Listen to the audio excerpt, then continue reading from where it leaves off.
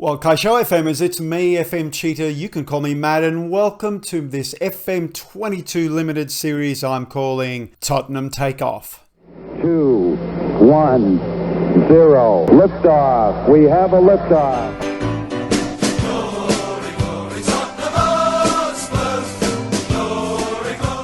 Why don't you see more Spurs saves out there? I mean, it's an interesting club. They've got money, they've got facilities. There's so much potential there.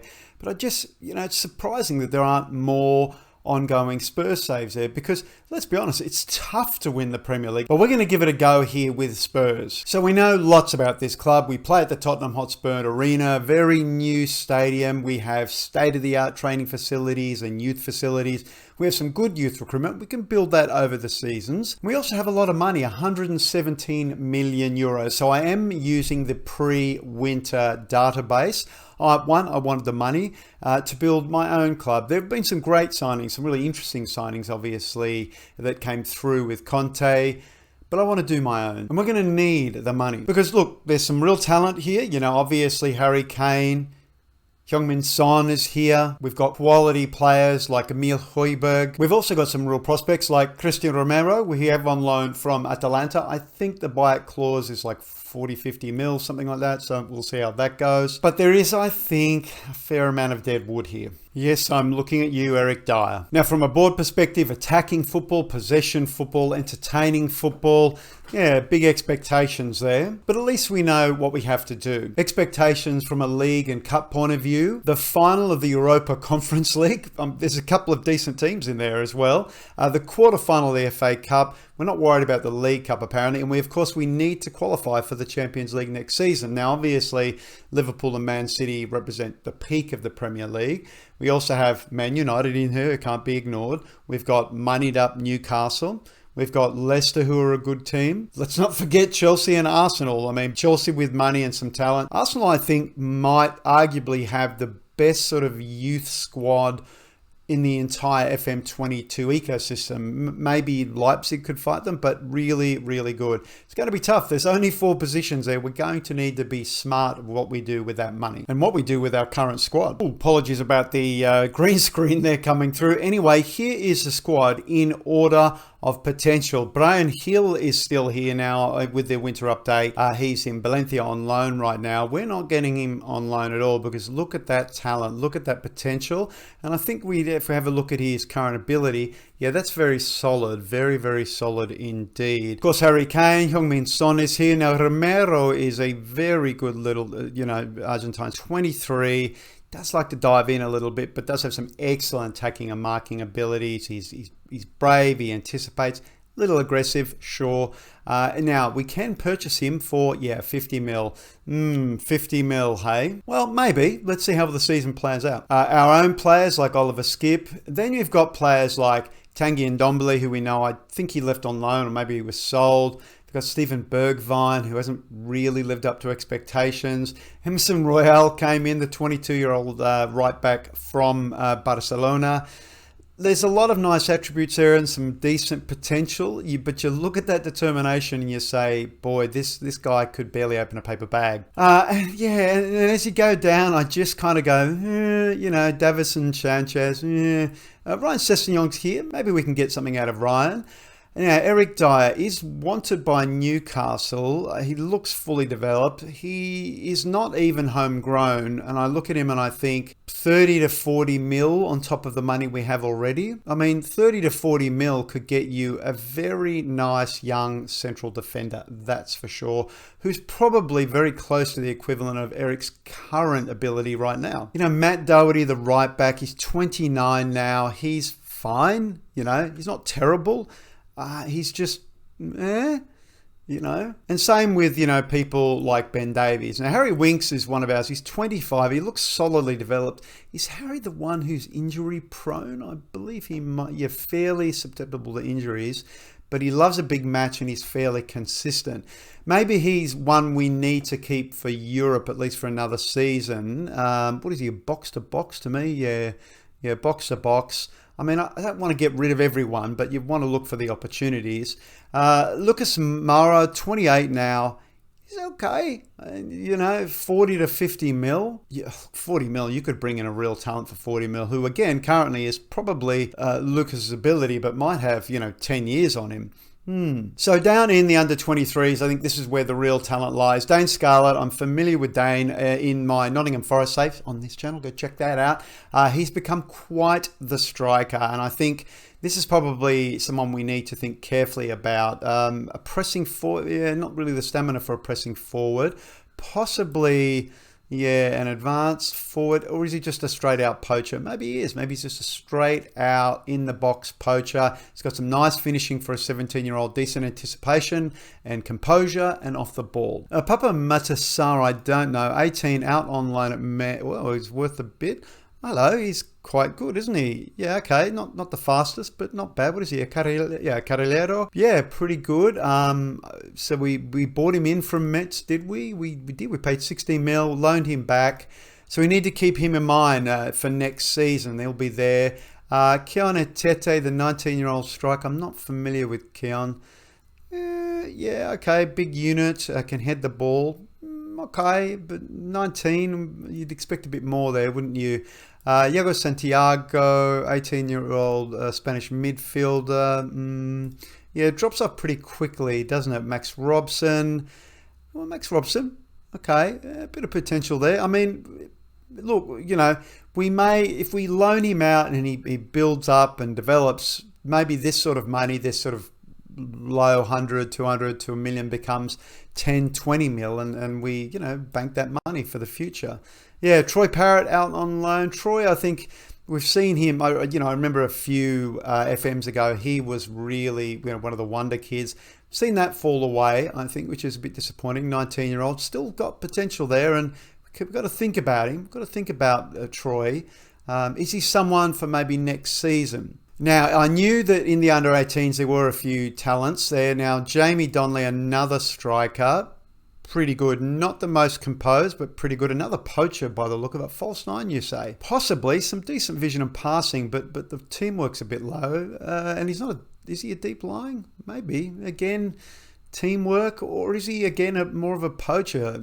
A bit like Dane. Maybe. Look, 16, obvious talent. Alfie Devine, I've seen some outstanding versions of Alfie Devine, and look at this 16-year-old, very, very good. I think the question for someone like Alfie is, do we loan him out and get him a lot of game time, or do we try and give him game time here? I mean, he's only 16. We probably, I mean, if the idea is to win some trophies this season, can we afford to play Alfie? I'm not so sure. And speaking of Alfies, Alfie Dorrington, the defender, very, very nice, really. Positioning is the only thing I see concerned. Not the strongest, but look, again, 16, bags of potential. Definitely someone who we want out on loan, playing regularly. All right, so how does this series work? It works very much like the Shakhtar Supremacy series, also here on the channel. Go check that out. It's going to be once a week, maybe 3 times a fortnight. Episodes are going to be short, sharp. They're going to be fun. We're going to be looking at highlights from games, goals, player performances, their development, how we go through the season, the overall story of the club. And hey, if we make a cup final, we'll come back for that. We'll come back and do a kind of, it's a bit of a live com, sort of short, sharp, fun. And we're going to keep things lean, 10, 12, maybe 15 minutes. That's it. Now, to keep things lean, given the money we've got, I better shut up now because I suspect there's going to be a bit of transfer activity. So stay right there. I'll be back in a moment. So I thought I would start with the result of our very first game of the season. It was at home to Manchester United, a solid 2-0 victory. I won't go into the details because that will reveal all the transfer activity. So let's get into that. So first the outs, and it was a very, very busy pre-season of outs. First up, Davinson Sanchez off to Juventus for 12.5 million. Defence was one of the areas I felt really needed the most attention, and I didn't think Davinson Sanchez was going to be part of that journey. So I was very happy to take the 12.5 from Juve. To be honest, I was shocked that I got anything for him. I thought, I might have trouble selling him, but no, Juve came in pretty quickly, took the money. Good luck, Davinson. Now, I believe I pointed to Matt Doherty as a possible outgoing in the first half of the video. Indeed, he was. 20 million off to Newcastle, a 29-year-old right back.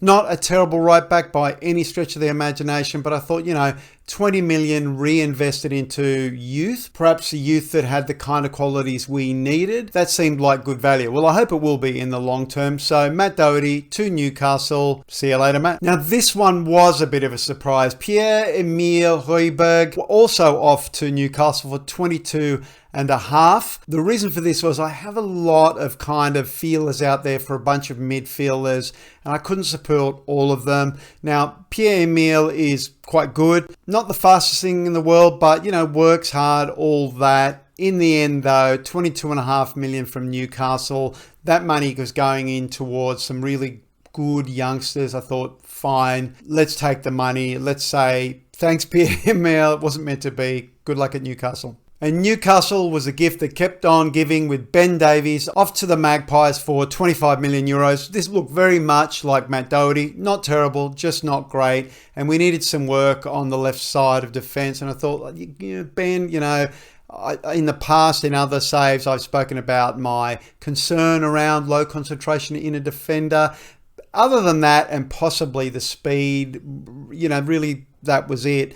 Nonetheless, 25 million. I'll take that, reinvest it into, younger, better talent. Less of a surprise, but more of Newcastle's money. 25 million for Lucas Moura. Just, Lucas is like, not bad. But look, this is a club that we want to take to the very top. And I just don't see Lucas fitting in that. Certainly has some nice qualities, very hardworking, pretty pacey. But in the end, we need really special players. And I don't really play wingers that much. Not only that, but the kind of players we're going to bring in can possibly play both roles anyway. So 25 mil again from Newcastle. Wow, boy, money. It was worth it. Thank you, Lucas. You've been a wonderful servant. People's favourite. I know that much, but time to go. Good luck in the future. And the last big one for now, anyone. This one off to Chelsea. Eric Dyer. Again, I think I addressed this in the first half of the video. Not going to develop. He's not homegrown. He won't help us in Europe. I just, remember when he was a wonder kid and amazing and you always tried to sign him? Well, anyway, 30 mil, take that cash, reinvest it. So a lot of outs, a lot of money brought in, and we spent it. I was kind of struggling where to start. So Andrea Papetti in for 3.1 million, loaned back to Brescia for the season, already worth, roughly around 30 mil. Look, one for the future. I don't think we got the final report in on him, did we? Oh, okay, no, we did. Not much to say there. I can't see the overall potential without sort of spoiling the other saves. Also issues with work permits. Hopefully going back to Brescia will help with that work permit. Anyway, like I said, one for the future. Hopefully he's as good as the FM21 version. I don't know. I guess we'll find out in the future. But for 3.1? Well, yeah, 3. Oh no, and we're going to 6, sorry. So 3 going to 6. I almost undersold him. Sorry, Andrea. 3 going to 6. Given the kind of money we had to spend, I think, and he's already at 30 million, great investment. Altay Bayındır, hopefully I'm saying that right, the 23-year-old Turk. I think we all know there's been a lot of great Turkish goalkeepers in FM22. This is one of the better ones. Needed someone young. Hugo Lloris's contract won't last forever. He's also, 31 now, and maybe he's not the greatest goalkeeper in the world. So I brought in Altay. He is a backup keeper, so no problems, but great one-on-ones, great reflexes, great aerial reach, great jumping reach, solid mentals. Maybe his teamwork could be a bit better. He's got room to develop. As I said, came in for 7.5, going to possibly 15 over 40 games. He won't get 40 games for another 2 seasons, really. Nice little investment. One of the best value purchases in FM22. Nicolas Sula in for 10, rising to a possible 20. Great signings. Goes straight into the first team. He'll play with Christian Romero most games. Already worth, 40 odd million. Great investment. Obviously played very well in that first game against Man U. In fact, the whole centre of defence did. In fact, the whole team did. We'll have a deeper look at that once we're through the transfers. But yeah, simple, great investment. Welcome, Nicholas. Riccardo Calafiori, the 19-year-old Roma wingback, in for 10, going to 22.5. Bags of potential. He's not the fastest in the world, but we'll work on that. He is probably going to be our starting left back, to be honest, and you'll see the overall picture in a moment. Fortunately, doesn't look like he's injury prone at this stage. We'll find out as the season progresses, but I think, great investment, really solid, can score, gets forward. Great signing for the now and for the future. Imagine what this guy will be like if he hits this potential. He will be the best left back in the game. Tanguy Nianzou, I think most people in FM22 have discovered Tanguy. He's in Bayern's B team, the VAI team, I should say. Initial 10, going to 28, I think it is. That's right, going to 28 with a bunch of internationals, etc., etc. The young French ball-playing defender is fantastic. Brought in as a squad player, will play a lot of cup competitions for us. Look at him, he's terrific. Look at that potential. Look at the ability now. Concentration position's a little low, but that will grow. Really, really good investment. 10 going to 30 for a guy who's already worth 60. Hey, job done. Here's one from left field. Mohamed Kundus. This was, in fact, the last purchase we made. The 21-year-old Ghanaian in from Ajax. It's all about that potential. Have a look at that. There are some issues there. Low concentration. Decision-making's not great. But if he can fill that potential, he could be terrific. Mohamed could be amazing. In for an initial 15. Rising possibly to 30 with, I think, 50 games played. So that's going to take quite a while to pay that off. Squad player, will play cup games, can play in the hole, can play, in the centre of defence, will probably play in the hole, I think, given that lower concentration. Solid player. Maybe a little old, but when you look at that potential, that's it. I had eyes on him and we were looking, and I wasn't that interested. Then his final report came in, gave him an A+. Coach report is solid. There's no issues there. Currently operating at a premiership level. Great. Here he is.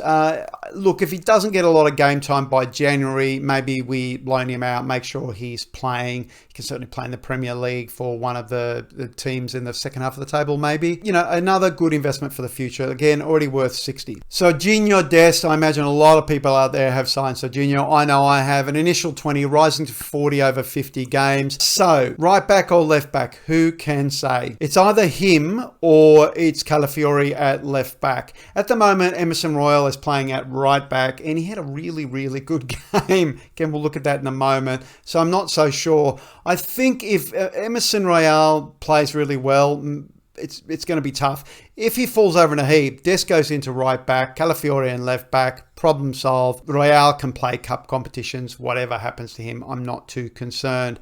Really, great signing, already worth 70 million, great investments, all these players. Young with really solid potential. In from Leeds, Rafinha, arguably one of the best right-sided inside forwards in the game. Initial 20, going to 50 with games played and goals scored. Didn't have a great game though to start the season. Didn't have a great game. Came off at 60 minutes. Who did we put on? Brian Hill to replace him. I'm confident though. Look at his report. Solid report. This is an excellent inside right. Works hard. It's got lots of flair. Loves to score. Tackles, gets involved. This isn't some sort of flaky Brazilian kind of, when I play when I feel like it. Nope. This is a guy who's committed to the cause. A little bit of development to do. Already an $80 million player. That right side was problematic to begin with. I didn't want to put all that pressure on Brian. I want Brian to get some game time, don't get me wrong. But we needed someone really solid on the right. And like I said, I think it's tough. The right-sided midfielders proper right-sided midfielders have been hard to find this season. And Rafinha is a good solution to that. So welcome, Rafinha. Jamal Musiala. I wasn't sure I was going to get Jamal Musiala. An initial 25? No, an initial 20 going to 55. That's it for the young German come Englishman. I mean, we've all played him. This is a fantastic investment. He will, won't start because at the moment that is Son's position, but we'll play him as much as we can. He is meant to be a regular starter. So maybe we play him in the hole ahead of Dele Alli, who is a squad player. Think about that. Dele Alli had a good game. Musiala didn't get off the bench, but we'll see. We've got a cup competition after this, And then I think the second game is pretty doable as well. So maybe we put Jamal in the hole, as he is a regular starter. We want to keep him happy and we want to see him develop. I mean, great player. Who hasn't had, great luck with this guy? He's just really solid. And, again, look, he's already worth 60, 70, 18, the future of the club. Danny Olmo in for 30, an initial 30, rising to possibly 65 with goals and games. Hasn't even started yet. He's still, I think he's coming back on the 25th of August on holidays. He's got to relax, poor guy. I'm not sure why he's on holidays. So in the hole or in the center of midfield. I think he's actually going to play in the center of midfield because we'll stick Jamal there, possibly. We'll see how that goes. If Jamal does go there, then he's going into the center of midfield because it's still an area, I think, where we've got some lighter players in there. We've got important locally grown academy players like Winks, like Skip, and they need to be in the squad.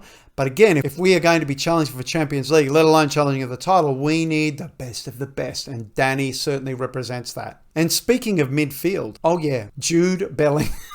I'm laughing because I'm ashamed to tell you how much I spent on him. So already worth 260 to 330 million. The English midfielder is obviously a star now and a star of the future. All right, I'll tell you how much I spent on him. 55 rising to 130 with games played, internationals and goals scored. Yeah, well, yeah. I mean, I told you the centre midfield was a little light on, so Bellingham with Olmo and Jamal Musiala in the hole. Yeah, that's a special team, isn't it? That is a special team. So, yeah.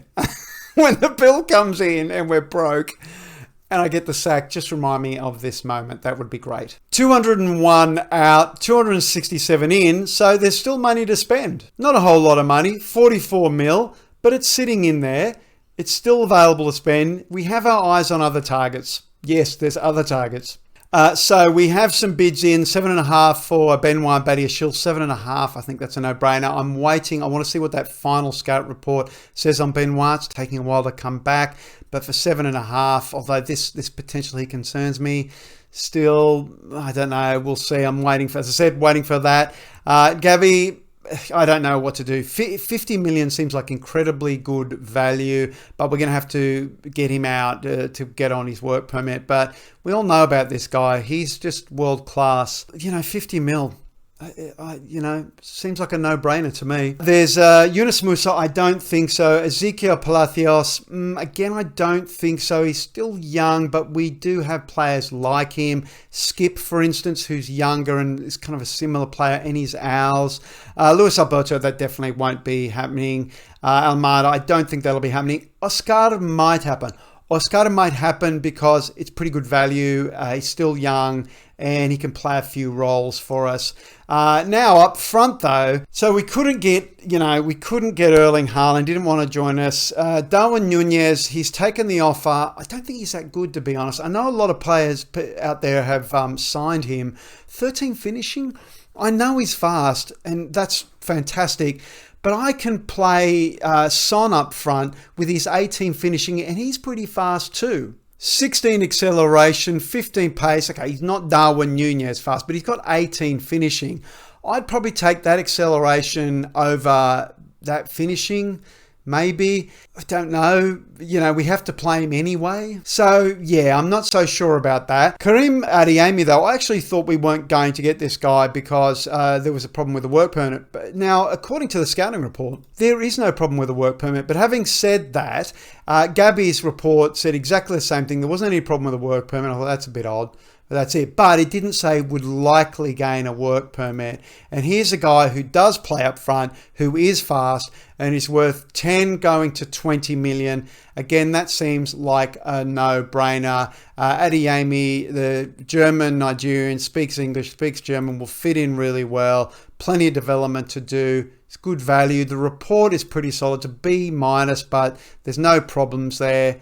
Yeah, if I'm going to put someone up front, it's him. But yeah, let's not forget we do have other players up front. So let's have a look at this squad then. Ridiculously, it almost fits on one page. It's just one player short of fitting on one page. Now, I don't know if you can pick that immediately, but Jamal Musiala out for about a month or so with a dislocated shoulder. So he's out at the moment. The other thing you might notice is there is a bid from Barcelona in for Giovanni Lo Celso. It's very low money. I think the board will knock it back. So I think Giovanni will be here for the short term, medium term. Tanguy Ndombele, Dele Alli, Steven Bergwijn, all wanted players. I don't think I want to get rid of Delhi just because it's important for Europe. Bergwijn, I'd be happy to let go. Lo Celso, yes, and Ndombele, yes, I think so, particularly with Kudus here. That unregistered, by the way, is the European game, which is in fact the next game up. He is registered and he's perfect. He's 21. He can play for the first team squad in the Premier League. So yeah, I think those players, happy to see them go and take that money and, push that money towards something more interesting. Now, up front, Dane Scarlett, 17 years of age, incredible potential comparatively, developing really well. Didn't play in this game, but I think he could play in the European game. I don't remember whether it's away or home first, but if we get first game, if we have a rack up a good score line, I think we'll start Dane, give him some time in Europe. So yes, there is the squad. It's a very good squad. Roden is still here. Tanganga is still here. I want Tanganga to stay. Joe Roden, I did offer out because he's not like a homegrown player. No one wanted him, so he's here for now. I don't really mind, to be honest. I'm more concerned with making sure that the youngsters like Tanguy Nianzou, like Brian Hill, like Dane Scarlett, like Mohamed Kudus develop. They get enough game time to develop. And we want cups. We want a European Cup, and I want a domestic cup, and I want a Champions League. Let's not muck around. We want to win trophies this season. We spent good money. We've got amazing players in here. We want to win trophies. So before we wrap up this episode, I wanted to just have a quick look at that 2-0 victory over Man United. Dele Alli scoring in the 7th minute. Harry Kane in the 85th minute. Look at those ratings. Just brilliant everywhere. Son didn't have the best game. Rafinha didn't have the best game. But, Bergwijn and Hill came on and did pretty well. I mean, look at Hill. 2 clear-cut chances and and 3 key passes. He is a really good player. I think Brian Hill, he was out injured for quite a while. He's pretty special. He is pretty special. They keep putting him over the left. He is definitely right-sided, cutting in, shooting, providing that sort of thing. This was a great result. 17 shots, 9 on target versus 8 and 5 with 56% of the possession. No yellow cards. Great result. Augurs well. This is kind of what we were hoping for, I guess. Yeah, and that's it. So thank you so much for joining me for this first episode of Tottenham Takeoff. I think it's looking good. We're going to come back, I think, in the January window to see how we're going in the season, maybe look at transfers, things like that, review how we're going in Europe, and then we'll pop back at the end of the season for the overall. I think that's how it'll work, unless I do something crazy like do a mid-season and then cap it with an end season. It's possible. Just depends on how my week's traveling, really. Anyway, thank you again. Don't forget to drop a like on this episode, and don't forget to subscribe. You've got the Nottingham Forest save, which we're in our 7th season now, and you've got the Shakhtar Donetsk save. We're doing it for Ukraine. Hope you can join us for that. But until next time, la starate.